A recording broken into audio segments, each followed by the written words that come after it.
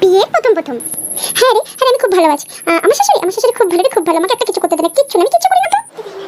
আমি তো সকাল 11টার সময় ঘুম থেকে উঠি, আমাকে খাইয়ে কোন তোলা জানিস, আমি অনেক জমের তপস্যায় এই শাশুড়ি পেয়েছি। সবার ঘরে ঘরে এমন শাশুড়ি, এত ভালো শাশুড়ি আমার, অনেক পুণ্যের ফল আমার, এটা অনেক পুণ্যের ফল। আমার শাশুড়ি খুব ভালো, খুব আমাকে খাইয়ে একটা কোনো কাজ করে না, বৌমা তুমি বসে থাকো, তুমি আমার লক্ষ্মী মন্দির বৌমা।